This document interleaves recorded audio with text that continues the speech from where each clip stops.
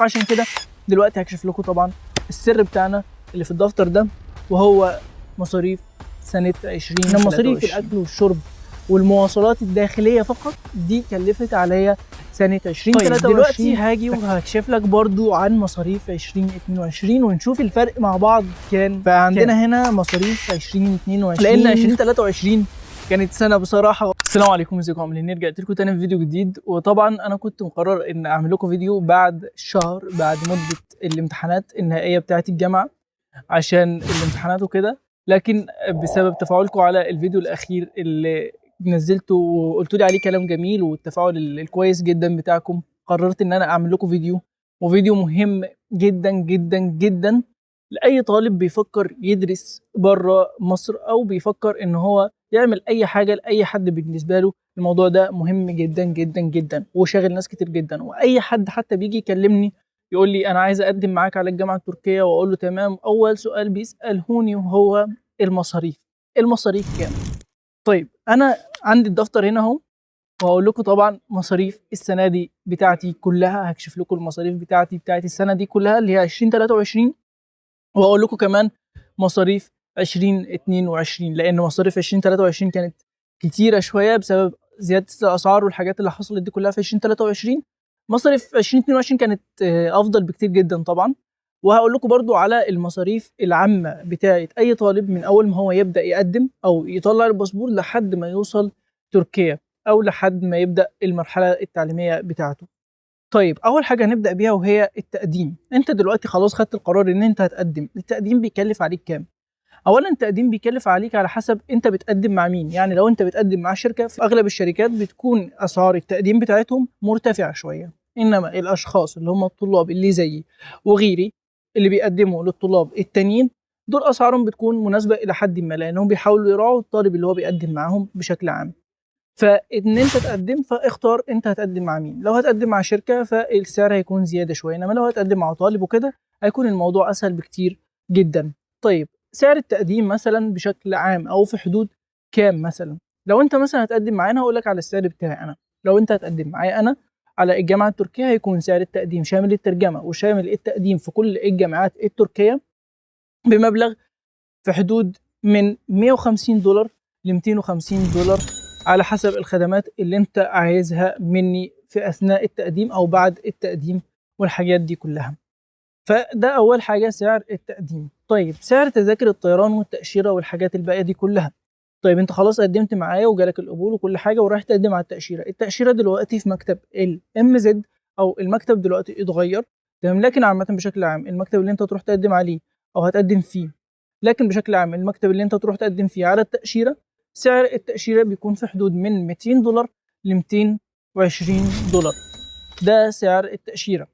انا الاسعار اللي انا بقولها لك دي كلها هي اسعار اول سنه، او الاسعار اللي هي قبل ما انت تيجي اصلا تركيا. فاول سنه بالنسبه لاي طالب احنا ما بنحسبهاش من الاسعار، او انا بالنسبه لي ما بحسبهاش من الاسعار خالص. ليه؟ لان السنه الاولى بتكون سنه مليانه حاجات كتير جدا، من ضمنها تقديم، من ضمنها تاشيره، من ضمنها تذاكر طيران، من ضمنها ان انت بتحاول تظبط سكن في المدينه اللي انت هتقيم فيها، وتحاول تظبط الاقامه بتاعتك وحاجات كتير جدا. فانت بتضيع فلوس كتيره جدا لحد ما تستقر.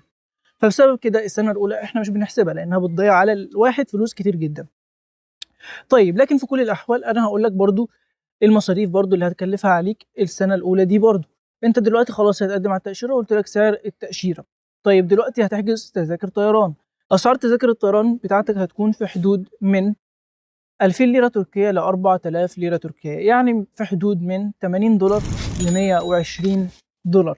دي اسعار تذاكر الطيران بتاعتك لاتجاه واحد بس وهو مصر تركيا، او الجهه اللي انت هتروح لها. بعدين على طول مباشره هيجي عندك اسعار الجامعه. اول ما هتيجي تركيا هنا هتيجي تدفع اسعار التخصص بتاعك. انت قبل ما انت تيجي اصلا هتكون دافع خلاص سعر التومر اللي هو سعر اللغه التركيه عشان تقدر تقدم على التاشيره، لان في التاشيره بيطلب منك ايصال دفع المصاريف بتاعتك. فبالتالي انت لازم قبل ما تيجي تدفع مصاريف التومر. مصاريف التومر هنا في تركيا دلوقتي في السنين دي 15,000 ليرة تركية. 15,000 ليرة تركية يعني في حدود $500 أو 550، أو يعني في حدود بتتراوح ما بين 500 إلى $555. دي أسعار اللغة التركية للسنة الأولى. طيب خلاص أنت برضو دلوقتي حجزت الطيران ووصلت هنا. مصاريف الجامعه او التخصصات، مصاريف التخصصات بتختلف. اغلى حاجه احنا عندنا هنا وهي تخصص الطب. ليه بقى؟ لان الطب هنا اسعاره زادت بنسبه كبيره جدا في السنين اللي فاتت، اللي هي السنه دي والسنه اللي فاتت. طبعا السنين اللي كانت قبل كده كانت اسعار الطب برضو اغلى حاجه، لكن كانت في حدود معينه، وهي 25,000 ليره تركيه، 30,000 ليره تركيه، يعني كانت برضو اسعار متوسطه الى حد ما. انما دلوقتي الاسعار مبالغ فيها، ووصلت كمان لحد 200,000 ليره تركيه. دي اسعار الجامعات الحكوميه لتخصص الطب. فالطب هنا والصيدله اغلى حاجه، طب الاسنان والطب العام وصيدله، دول الثلاثه اغلى حاجه هنا. اسعارهم بتتراوح من 90,000 ل 200,000 ليره تركيه. لكن اسعار العلاج الطبيعي وباقي التخصصات الثانيه اللي هي تغذيه او حميه او اطفال او الحاجات دي كلها اسعارها بتكون متوسطه جدا، في حدود 20,000 ل 30,000 ليره تركيه. طيب اسعار تخصص هندسه، اسعار تخصصات هندسه دلوقتي السنه اللي احنا فيها دي دلوقتي بتتراوح ما بين 15,000 ل 25,000 ليره تركيه. دي كلها متوسطات انا بقول لك عليها. انت بقى بتختلف الاسعار دي كلها على حسب الجامعه اللي انت مقبول فيها، وعلى حسب كمان نوع التخصص اللي انت هتخشه.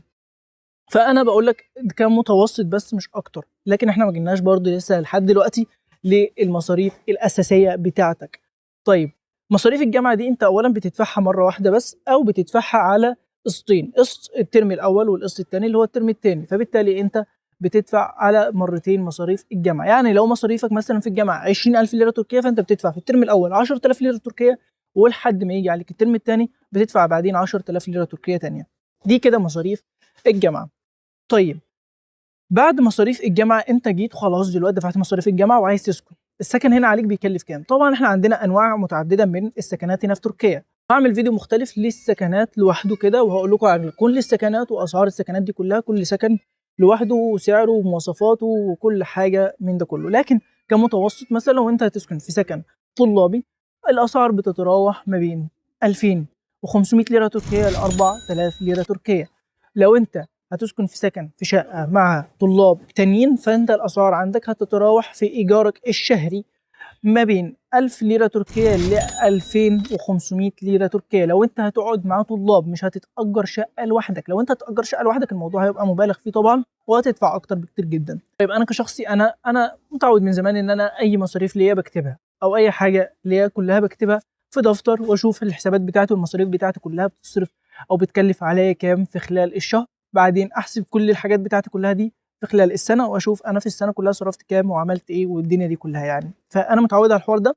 فعشان كده دلوقتي هكشف لكم طبعا السر بتاعنا اللي في الدفتر ده، وهو مصاريف سنه 2023. طبعا هتكون مفاجاه كبيره جدا طبعا، لان 2023 كانت سنه بصراحه بسبب بعد حرب اوكرانيا وروسيا، دول ما اعرفش اسمهم ايه دول، الاسعار زادت بنسبه كبيره جدا جدا جدا. دلوقتي الواحد بيروح الماركت مثلا تشتري حاجه بسيطه جدا تكلف عليك 200 ليره مثلا وكده. فالاول انا كنت اروح الماركت مثلا 50 ليره كنت اجيب بيها حاجات كويسه جدا، انما دلوقتي مثلا اروح الماركت لا، فالفلوس ما بقاش ليها معنى دلوقتي. فعشان كده سنه 2023 فيها مصاريف كتير جدا. لكن هكشف لكم دلوقتي برضو المصاريف بتاعه 2023 و20 مصاريف 2023. احنا عندنا هنا دي مصاريف 2023. المصاريف دي بتختلف من طالب لاخر، وده بناء على الطالب ده هو عايش حياته ازاي. يعني في طلاب كتير جدا المصاريف بتاعتي دي انا شايفها اقل مصاريف بالنسبه لطلاب تانيين كتير جدا. وده لان انا بعرف عن طلاب معايا هنا مصاريفهم بتكون اكتر من كده بكتير جدا طبعا، وده بناء على الطالب ده عايش حياته ازاي. فلو طالب مثلا مقضيها اكل من بره وخروجات وفسح وكافيهات وحاجات زي دي، فبالتالي هيصرف مبالغ كبيره جدا جدا جدا. يعني في اليوم ممكن ما يقضيهوش 500 ليره. انما انا كنت طالب بطبخ في البيت، بحضر وجباتي في البيت، باكل في البيت، بعمل كل حاجتي في البيت. كل المصاريف اللي كانت زياده عندي بس اللي هي مصاريف الجيم والتمرين والتغذيه والحاجات دي كلها بس. انما انا كنت ما بطلعش بره، ما بقعدش على كافيهات كتير، ما بشتريش حاجات كتير جدا. فالمصاريف بتاعته يعتبر الى حد ما مصاريف طالب متوسطه. فالمصاريف دي برضو منها مصاريف الجامعه، منها مصاريف المواصلات، منها مصاريف الطيران، منها مصاريف حاجات كتير جدا يعني. فمش مصاريف اكل وشرب بس، انما مصاريف الاكل والشرب والمواصلات الداخليه فقط دي كلفت عليا سنه 2023 في حدود 35,000 ليره تركيه. دي طبعا المصاريف بتاعتي. المصاريف بتاعه الطلاب تانيين ممكن تختلف، انت مصاريفك انت برضو ممكن تختلف، وده طبعا زي ما انا قلت لك على حسب نمط حياتك اللي انت بتعيشه. فده المتوسط بس والشكل العام للمصاريف بتاعه تركيا. فزي ما قلت لك دي مصاريف الجامعه، قلت لك كل مصاريف الجامعه. التخصصات طبعا تخصصات هندسه بتتراوح زي ما قلت لك برضو ما بين 15,000 ل 25,000، وعندك مصاريف باقي التخصصات كلها بتتراوح ما بين 7,000 ليره ل 20,000 ليره تركيه، اللي هي تخصصات الادبيه والحاجات دي كلها، او علاج طبيعي والتخصصات اللي هي حميه وتغذيه او علاج اطفال والحاجات دي كلها.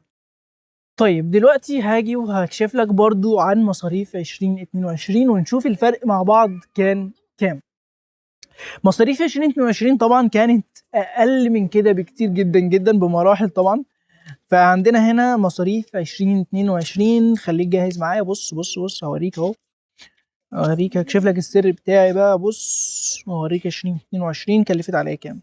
دي طبعا عندنا مصاريف 2022 26,000 ليرة تركية. طبعا الفرق كبير جدا. 2023 أي ما يعادل 3 أضعاف مصاريف 2022.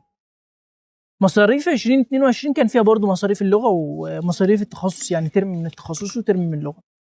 فدي كده عندكم المصاريف بتاعت طالب، مصاريف متوسطة جدا، يعني بالنسبة لأي طالب آخر تعتبر مصاريف متوسطة. فاللي أنا قلته لك ده كله كمتوسط مصاريفك في تركيا، أو كمتوسط مصاريفك السنوية في تركيا، أو لطالب متوسط المصاريف، يعني مش طالب بيصرف كتير، بيطلع كافيهات كتير، بيقعد في عادات كتير، بيخرج خروجات كتير، فاهم؟ فدي المصاريف بقى والدنيا كلها بتاعت 2023 2022. عشان ناس كتير جدا سألتني طيب المصاريف كام، السكنات كام. موضوع السكنات برضو أنا هعمل لكم فيديو عن السكنات كلها في تركيا، وأسعار السكنات دي ومواصفات السكنات والمميزات بتاعت كل سكن. لكن دول بقى في الامتحانات اللي هي بتاعت الفاينل دي اللي جايه بعد شهر كده ان شاء الله. بالتوفيق، واشوفكم في فيديو جديد، واتمنى الفيديو ده يكون عجبكم. ولو عجبكم حطوا لي لايك، واكتبوا لي في التعليقات برضو الفيديوهات اللي انتوا عايزين تشوفوها، او نوعيه الفيديوهات اللي انتوا عايزين تشوفوها. مثلا عايزين نتكلم عن ايه هنا، وعايزين نقول لكم ايه، وعايزين نعرفكم عن ايه هنا في تركيا مثلا، او الحاجات اللي انتوا عايزين تعرفوها كلها. اكتبوا لي في التعليقات اي حاجه انتوا عايزينها، وانا هعمل لكم فيديو عنها ان شاء الله على طول. واشوفكم في فيديو جديد، والسلام عليكم ورحمه الله وبركاته.